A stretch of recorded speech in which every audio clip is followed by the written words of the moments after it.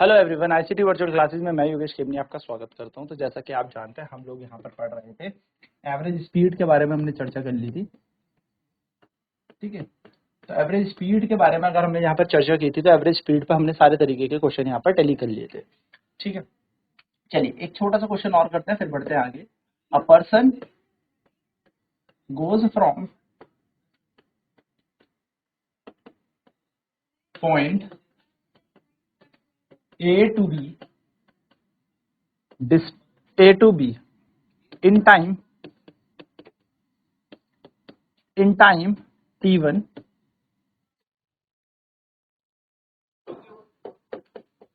with speed 60 kilometer per hour, and then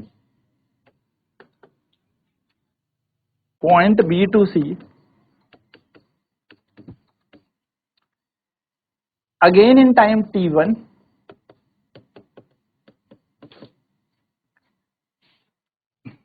of the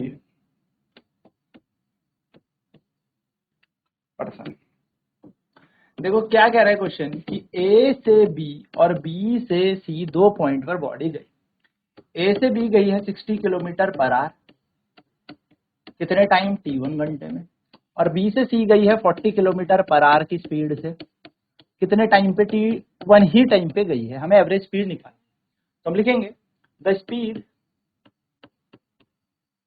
from A to B is 60 kilometer per hour and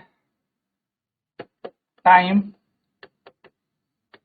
taken from A to B is t1 आर या जो भी है t1। ठीक है, घंटे बटे जो भी रहेगा t1। Let d1 is the distance from A to B।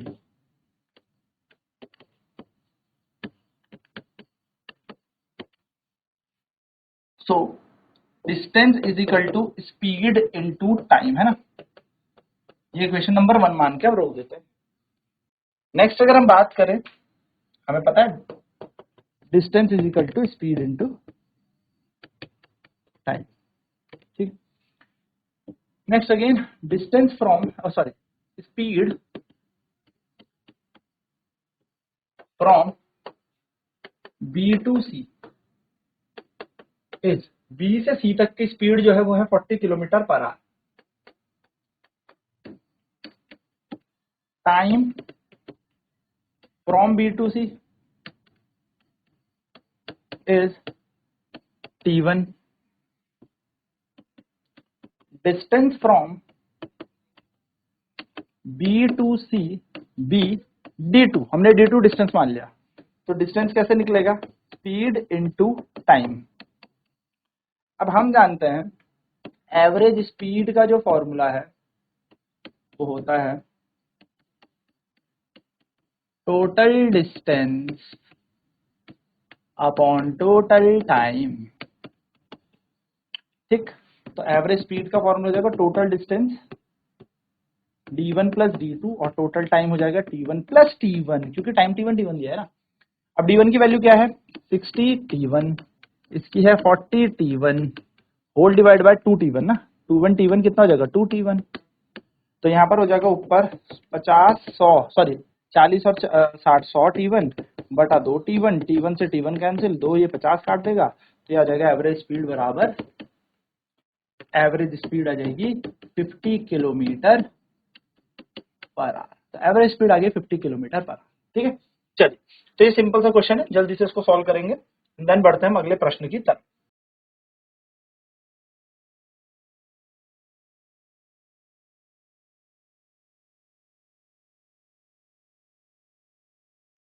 ठीक है, सो जो स्पीड होगी B से C तक वो 40 किलोमीटर पर आवर दे रखी है। टाइम जो B से C है वो t1 है। ठीक है, distance from B to C भी d2, एंड d2 की वैल्यू हो जाएगी 40 t1, क्योंकि t1 टाइम है ना, तो distance is equal to speed into time, formula हो जाएगा simple.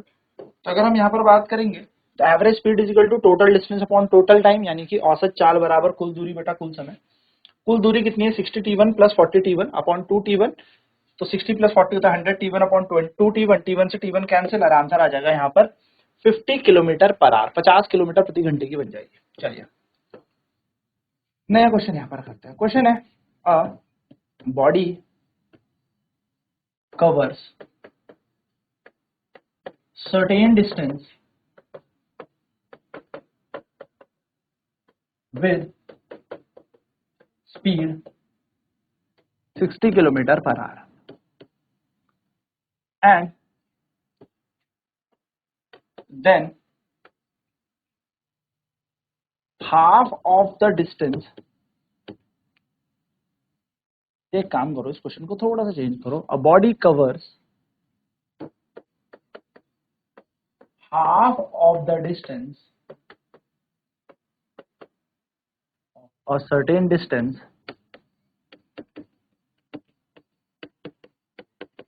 with 60 kilometer per hour and another half at 40 kilometer per hour. Find the average speed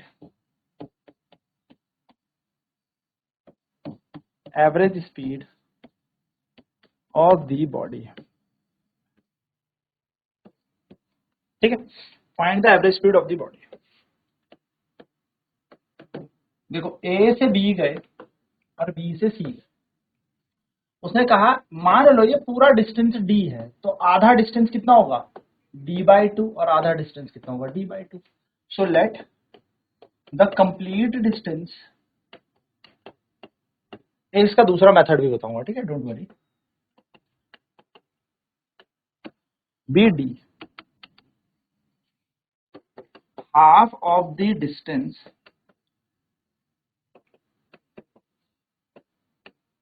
d/2, आधा डिस्टेंस d/2 होगा एंड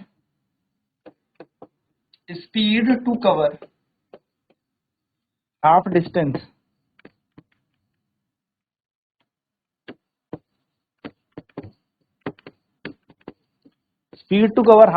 आधा distance cover करने की स्पीड कितनी है 60 kilometre पर, राइट। तो मैंने मान लिया यहां से यहां तक का कुछ टाइम भी तो होगा, तो t1 टाइम ले लेते हैं। तो let the time be time taken to cover half distance be t1, ठीक। तो speed is equals to, formula क्या होता है हमारे पास, speed is equals to distance upon time. Speed दे रखी 60, डिस्टेंस है d/2 और टाइम है t1, है ना। तो हम यहाँ पास 60 किलोमीटर पर आ गया। डिस्टेंस की वैल्यू निकाले तो डिस्टेंस की वैल्यू आ जाएगी 120 t1, पहली इक्वेशन। हाफ डिस्टेंस है ना, आधा डिस्टेंस, तो ऐसे निकलेगा, ठीक है। डी की वैल्यू आ गई। करना नहीं है ऐसे, तो t1 की वैल्यू निकाल लो। t1 की वैल्यू कितनी बन जाएगी d/2 इंटू 60, यानी कि t1 की वैल्यू आ जाएगी d/120। लो टाइम 1 निकाल लो।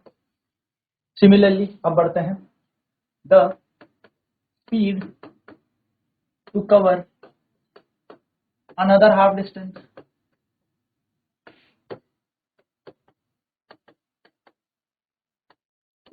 B 40 kilometre per hour. The time, let the time taken to complete this distance be t2। तो फिर डिस्टेंस तो वही है d/2, तो t2 की वैल्यू क्या बन जाएगी d/2 into 40। Time is equal to distance upon में स्पीड, तो t2 की वैल्यू कितनी आ जाएगी d/80। टाइम 1 टाइम 2 मिल गया। अब हमें क्या निकालनी है, एवरेज स्पीड। एवरेज स्पीड का फॉर्मूला क्या होता है, total distance upon total time, कुल दूरी बटा कुल समय। टोटल डिस्टेंस क्या है d/2 plus d/2, total time कितना है t1 प्लस t2। तो d/2 आधा आधा ए को जोड़ोगे तो d आएगा, टोटल डिस्टेंस तो d ही माना था। और t1 प्लस t2 की वैल्यू क्या है d/120 d/180। d/120 plus d/80। तो हमने यहाँ पे एवरेज स्पीड लिख दी, तो ये बन जाएगा d अपॉन में d कॉमन ले लेंगे तो 1/120 प्लस 1/80, d से d कैंसिल, तो एवरेज स्पीड बराबर आ जाएगा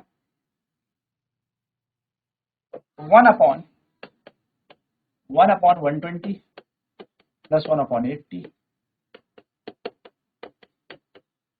120 का एसएलसीएम जो दोनों से डिवाइड हो 240, 120 के टेबल में जाएगा 2 टाइम्स, प्लस की जगह प्लस, और 80 से जाएगा 3 टाइम्स। तो एवरेज स्पीड बराबर कितना हो जाएगा 240, अब ऊपर चला जाएगा, और 3 प्लस 2 कितना होता है 5। अब 240 को मैं ऐसे लिख सकता हूँ क्या, 24 इंटू 10, हाँ बिल्कुल लिख सकते हो, 5 कम 5, 5 दूनी 10, तो एवरेज स्पीड कितना जाएगा, एवरेज स्पीड आएगी 48 kilometre per our. Simple method है इसको सॉल्व करने का। एक और मेथड है मेरे पास, उसको भी मैं आपको बताता हूँ। पहले इस तरीके से इसको कर सकते हैं। हाँ सर, तो हमें क्या दिया कि हाफ डिस्टेंस t1 टाइम में कवर किया, तो हमने हाफ डिस्टेंस का टाइम t2 ले लिया। इसकी स्पीड दे रखी थी 60 किलोमीटर प्रति घंटे पे भागता है, और बी से सी चलता है 40 किलोमीटर प्रति घंटे पे। ये हमें क्वेश्चन यहाँ पर दे रखा है। तो हमने माना the complete distance is D, so half of the distance यानी कि आधा डिस्टेंस कितना होगा d/2। Speed to cover half distance, आधा डिस्टेंस कवर करने की स्पीड 60 किलोमीटर पर आवर, और जो टाइम दे रखा है आधा डिस्टेंस का वो t1 दे रखा है ना। चलिए,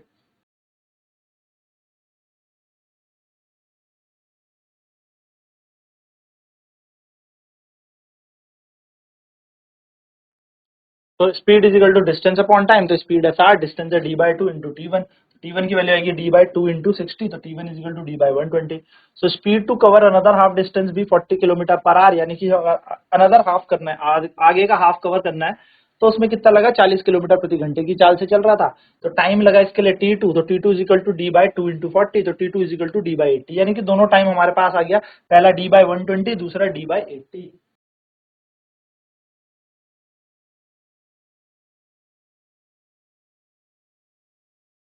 तो एवरेज स्पीड का फॉर्मूला होता है total distance upon total time, यानी कि कुल दूरी बटा कुल समय।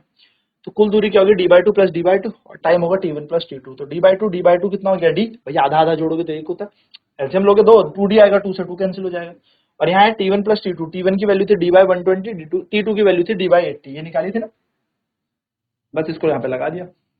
सो d से d, यहाँ पे d कॉमन ले लिया, तो d से d कैंसिल, 1/120,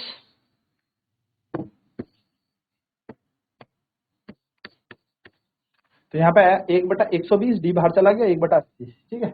इन दोनों का एलसीएम लिया हमने, तो 1/120, 1/80, एलसीएम लेने के बाद 240, 120 दूनी 240, 80 तिया 240, 240 ऊपर गया, सॉल्व किया, 48 किलोमीटर पर आवर, यानी कि हम लिखेंगे the average speed of the body is 48 kilometre per hour. ये औसत चल आगे बॉडी, ठीक है। दूसरा क्या मेथड हो सकता है इस क्वेश्चन को सॉल्व करने का, बहुत आसान तरीका है।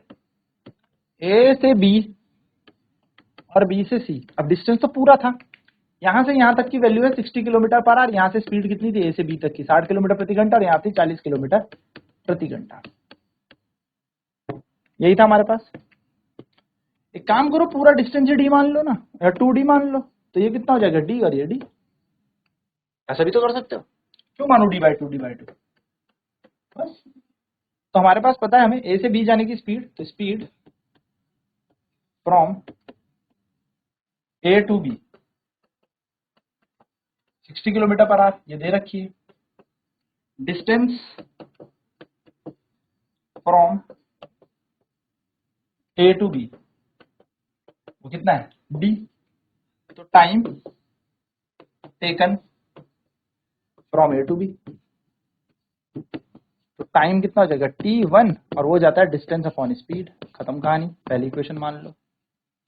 फिर स्पीड फ्रॉम बी टू सी दे रखी है,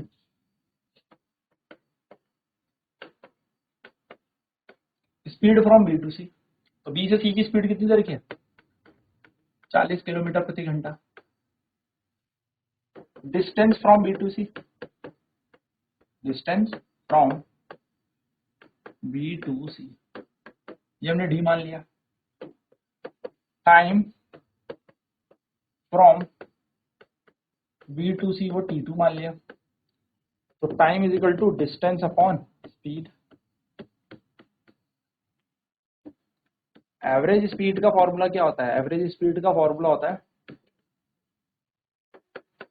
टोटल डिस्टेंस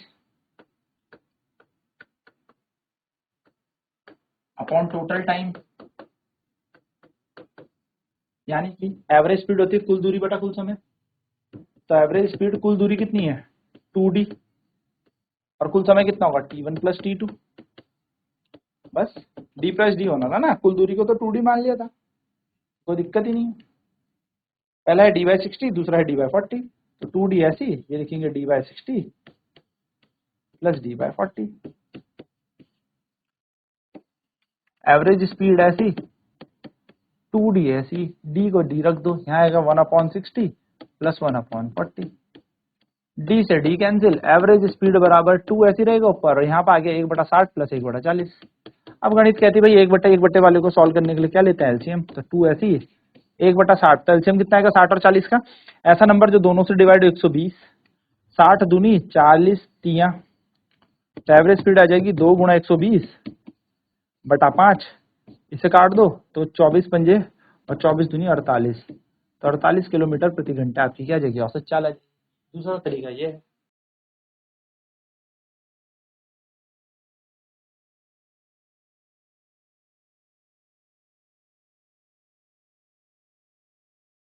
अब बच्चे लोग ये वाला क्वेश्चन था हमारे पास ना। अब देखो सबसे बढ़िया एक तरीका बताता हूँ इसको सॉल्व करने का, एक आसान सा तरीका बताता हूँ, ठीक है, एक आसान सा तरीका बताता हूँ। अगर ये क्वेश्चन एमसीक्यू में आ जाए तो आपको एक छोटी सी कहानी याद रखनी है, और वो छोटी सी कहानी ये याद रखनी है कि अगर दो डिस्टेंस बराबर हो, नोट डाल लो छोटा सा, बस बड़ी इंपॉर्टेंट कहानी है। If two distances are same, अगर दो दूरियां बराबर हो, if two distances are same, अगर दो दूरियां बराबर हो और पहली दूरी v1 स्पीड से चली गई हो, and first distance is travelled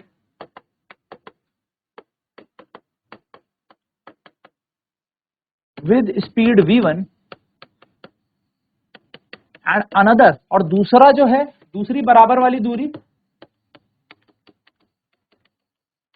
travelled with v2, with speed v2, यानी कि दोनों दूरियां बराबर हो, जैसे कि ये क्वेश्चन में हुआ, यहां से यहां तक का d और यहां से यहां तक का d, क्या दोनों दूरियां बराबर थी? हाँ। पहली चाल थी 60 किलोमीटर पर घंटा, यानी कि पहली थी v1 मान ली, और दूसरी थी 40 किलोमीटर पर घंटा, यानी कि इसको हमने v2 मान ली। तो सर अगर हमारे पास दो दूरियां बराबर हो और अलग अलग चाल चली हो, तो औसत चाल का एक छोटा सा शॉर्ट ट्रिक ले जाओ, वो होता है 2v1 v2 upon v1 plus v2, simple. यानी कि अब क्या करना है, आपको निकालना है एवरेज स्पीड 2, पहली चाल 60 थी, दूसरी थी 40, और इन दोनों को जोड़ दो 60 प्लस 40, तो आप देखोगे 2 गुणा 60 गुणा 40 बटे में आया 100, 1 2 1 2, आंसर आ गया आपका 48 किलोमीटर पर आवर। यानी कि इतनी दिमाग लगाने की नीड ही नहीं है, अगर दो दूरियां बराबर हो तो आपके पास फॉर्मूला होता है 2v1 v2 upon v1 plus v2।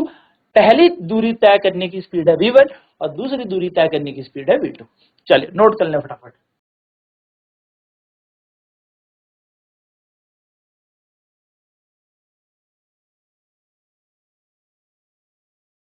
सो एक छोटा सा फॉर्मूला आपको याद रखना है, तो आई होप आपको ये समझ में आ गया। अब नेक्स्ट क्लास में बात करेंगे एवरेज स्पीड से आगे के कॉन्सेप्ट। आज की क्लास में इतना ही। आईसीटी वर्चुअल क्लास में जुड़ने के लिए धन्यवाद। आपका दिन शुभ।